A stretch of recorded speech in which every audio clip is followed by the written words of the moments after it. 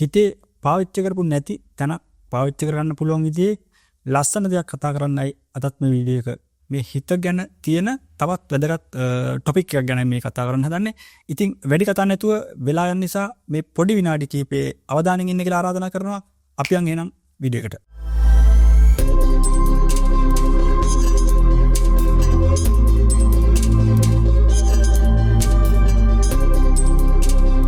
වැඩි වෙලාවක් ගන්න නැතුව කෙටියෙන්ම මේ වීඩියෝ එක කරන්න හිතුවා. මොකද මේ දවස්වල මිනිස්සුන්ට තියෙන කරදරත් එක්ක මේ සමාජ මාධ්‍යත් එක්ක රැඳී ඉන්නට වැඩිය එයාලගේ වගකීම් යුතුයකම් අඩුපාඩු හදාගන්න තියෙන කාලයක්. ඉතින් ඒ අඩුපාඩුකම් වගකීම් හදාගන්න ඔය වැටිලා ඉන්න තැනින් නැගිටින්න කැඩලා තියෙන හිත් හදාගන්න මේ පුංචි කාරණා වුණත් වැදගත් වෙයි කියලා හිතන නිසා මේක කියන්නේ හිතුවේ. ඉතින් වැඩි කතා නැතුව අපි යමු වීඩියෝ එකට. මොකද්ද අද මාතෘකාව කියලා බලන්න. මාතෘකාව තමයි බලාපොරොත්තු. බලාපොරොත්තු කියන්නේ මිනිස්සුන්ව මේ ජීවත් කරන දේනේ. ඉතින් මේ බලාපොරොත්තුව කියන දේ තමයි මිනිස්සුන්ව ඇත්තටම මරණය කරා ගෙනියන්නේ. කිව්වොත් එක්තරා ආකාරයකින් ඒකේ සත්‍යතාවයක් තියෙනවා. මොකද මිනිස්සුන්ට බලාපොරොත්තුවක් නැත්තම් මේ මිනිස්සුන්ට නිකන් අර මේ අසනීපය වගේ. මොකද මිනිහෙක්ගේ හිතේ මොකක්වත් බලාපොරොත්තුවක් නැත්තම් ඒ බලාපොරොත්තු නැතිකම මේ මනුස්සයාට ජීවත් වෙනවා කියලා දැනෙන්නේ නැති මට්ටමක් වගේ වෙනවා. ඒක නිසා මේ බලාපොරොත්තුව තමයි මේ මිනිස්සුන්ව ජීවත් කරවන්න එක්තරා ආකාරයකට. ඉතින් මේ බලාපොරොත්තු ගැන කතා කරන්න හිතුවේ මේ මාතෘකාව මේ සාමාන්‍ය පොදු මාතෘකාවක් පොදු වචනයක් වුණාට මේකේ මේ වෙනස් පැත්තක් ගැනයි මම මේ වෙලාව කතා කරන්න බලාපොරොත්තු වෙන්නේ. මොකද මේ පහුගිය දවස්වල විච්ච මේ විපක් කරදර වලින් ඒ ජල ගැලීම් වලින් අපහසුතාවයට පත්වෙච්ච පිරිස් නම් මේ බලාපොරොත්තු කියන හිතේ ඇතිනේ. අහිංසක බලාපොරොත්තු ඇති. අපිට උදව් ලැබෙයි, අපිට මෙහෙම දෙයක් වෙයි, අපිට මේ විදිහේ පහසුකම් ලැබෙයි, අපිට මෙහෙම දෙයක් වුණොත් හොඳයි වගේ වක්‍රාකාරව හෝ ඍජුව හෝ බලාපොරොත්තුවක් හිතේ ඇති. ඉතින් මේ බලාපොරොත්තුව වටින එකකට මොකද හිතේ ශක්තිමත් භාවය පවත් ගන්නත් ඔය බලාපොරොත්තු වුණා වෙන නිසා. හැබැයි මම කතා කරන්න ගත්තේ මෙහෙම දෙයක්.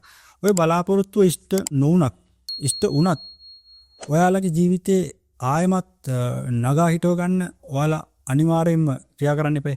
මොකද ඔයාලගේ තියෙන අපහසුතාවය දන්නේ ඔයාලා. ඔයාගේ හිතේ තියෙන දේ ඔයාලට තව කෙනෙක්ට පෙන්වන්න බෑ වචන වලින් කිව්වට. ඒක නිසා ඔයාලගේ තියෙන ඔය අපහසුතාවයන් බිඳගෙන කිසි කෙනෙක්ට ඇඟිල්ලක් දික් කරන්න බැරි විදිහේ සෝභා දහමින් ආපු මේ විපත නිසාම කාටවත් දොස් කියලා වැඩකුත් නැති එකේ කොහොමද මම නැගිටින්නේ මට මේ වගේ උදව්වක් හම්බුනොත් හොඳයිනේ මට තාම සහයෝගයක් නැහැනේ වගේ දේවල් වලින් කඩා වැටලා ඉන්න කාලයක් නිසා මේ බලාපොරොත්තු කියන හිතට දාගන්නට ටිකක් පරිස්සමින් දාගන්න. මොකද ওই බලාපොරොත්තු කියන එක ඔයා හිතන විදිහට ඔයා ටෙස්ට් උනේ නැත්තම් අර හිතේ තියෙන දුකට තව දුකක් එකතු වුණා වගේ දෙයක්මයි වෙන්නේ.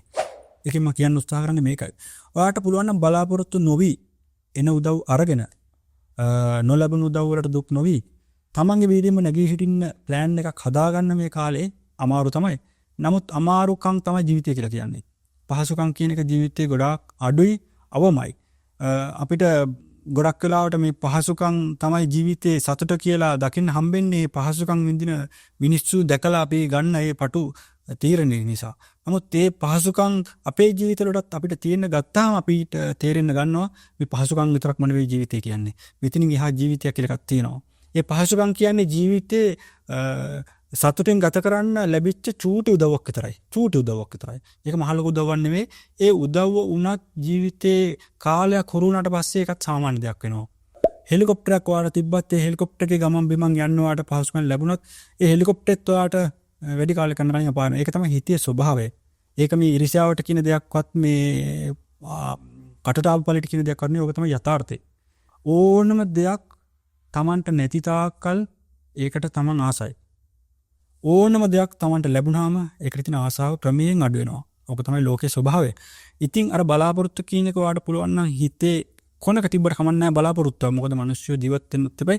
ඒක නිසා ওই බලාපොරොත්තු කොනක තියෙන ගමන් ඒ බලාපොරොත්තු පෝෂණය කරන්න යන්න එපා. මොකද ඔයා හිතුවට මෙහින් ලැබේ අරහින් ලැබේ අරගොල්ලෝ සලකයි මේගොල්ලෝ සලකයි කියලා කිව්වට ඔය ආධාර මුදල් ලැබේ කියලා හිතුවට ඔයා ලැබුණ නැත්නම් ඔයාගේ ජීවිතේ කඩාවට ගන්න ඕනේ නෑනේ. මොකද ජීවත් වෙන්න ඕනේ. ඔයාට මේ සබහාදාමෙන් ලැබිච්ච දඬුවම නිසා ඔයාට බෑ තව කෙනෙක්ට දොස් කියන්න. අපි කාට කොහොම සබහාදාමෙන් හෝ වෙන යම් විදිහකින් හෝ අපිට ජීවිතේ කරදරයක් ආවොත් ඒ කරදරයට මූල බීජය, ඒ කියන්නේ කරදරයට හේතුව අපිම තමයි අදලා තියෙන්නේ. ඒක වෙන කාටවත් දොස් කියන්න පුළුවන් දෙයක් නෙවෙයි. අපිට අරය නිසා කරදර වුණා, මෙයා නිසා කරදර වුණා, මේක නිසා මෙහෙම වුණා, අපිට මේක නිසායි මෙහෙම වුණේ, අපිට මේක වුණ නැත්තම් මෙහෙම නෑනේ කියලා හිතුවට කෙටියෙන්ම ගත්තොත් අපිට අපි නිසායි කරදර වෙලා තියෙන්නේ. අපි තමයි ඒවට හේතුව කලින් නිර්මාණය කරලා තියෙන්නේ. ඉතින් ඒක නිසා ඒ අපි නිර්මාණය කරගත්ත හේතු නිසා ප්‍රතිඵල අපිට ලැබෙනකොට අපි අනිත් මිනිස්සුන් දොස් කියලා වැඩක් නැහැ. අපි ලැබෙන උදව් බොහොම යටහත් පහත්ව ස්තුතිපූර්වකව ගන්න ගමන් නොලැබිච්ච උදව් වලට ගැටෙන්නේ නැතුව අපි නැගිටින්න ඕනේ. ඒක නිසා මේ පහුගිය දවස්වල තිබ්බ කරදර වලින් චුට්ට ඔලු උස්සන ගමන් ඊළඟට ඉස්සරහට එන්න තියෙන කරදර වලට සූදානම් වෙනවා අපිට. මොකද කරදර නැති කාල බොහොම අඩුයි. කරදර වැඩි කාල තමයි වැඩි. ඒක තමයි ජීවත් වෙනවා කියලා කියන්නේ. ඒක නිසා එමෙතත් ස්වභාවදායකම විපතකින් කරදර වුණත් කෘත්‍රිම විදිහින් කරදර වුණත් ලෙඩක් දුක් හිතේ කරදරයක් වුණත් අපි ජීවත් වෙන්න ඕනේ. ඒක නිසා ওই බලාපොරොත්තු කියන එක වැඩිපුර හිතට දාගෙන ඒ බලාපොරොත්තු වලින් හිත පාර ගන්න එපා. ඒ බලාපොරොත්තුෙන් හිත පාර ගන්න ගියාම ඔයාට ලැබෙන්න තියෙන දෙයක් නෑ, නොලැබී තියෙන එකක් නෑ. නමුත් ඔයාට නොලැබෙන්න තියෙන දෙයක් ගැන ඔයා බලාපොරොත්තු වෙනවා කියලා ඔයා නොදැනුවත්වම බලාපොරොත්තු වෙනවා. නමුත් ඔයාට ඒකට ලැබීමක් නැත්තම් ඔයාට ඒ දේ ලැබෙන්නේ නෑ.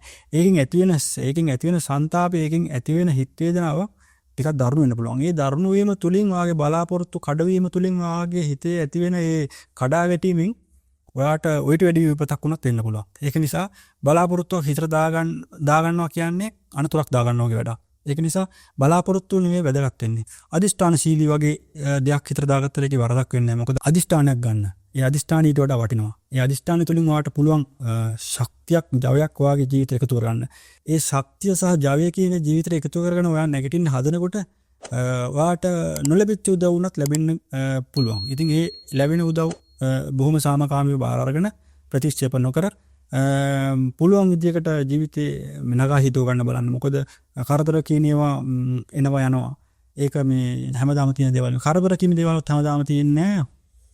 පොන්ත කියන දේවල්ත් හැමදාම තියෙන්නේ නැහැ. ওই දෙකම ජීවිතය කියන්නේ සැප සහ දුක කවලම් වෙච්ච ස්වභාවයක්. ඕකට තමයි පොදුවේ ජීවිතය කියලා අපි කියන්නේ. ඒක නිසා ඊළඟට එන්න තියෙන නම් කරදරයක් ඒකටත් සූදානම් වෙන ගමන් මේ දැනට තියෙන කරදර වලටත් උත්තර හොයන ගමන් ඔයාට හිතේටත් වැඩි හොඳින් දියුණු වෙන්න වාසනාව ශක්තිය ලැබේවා කියලා ප්‍රාර්ථනා කරනවා. තෙරුවන් සරණින් ඔයාලා හැමෝටම සුබ දවස් උදා වේවා.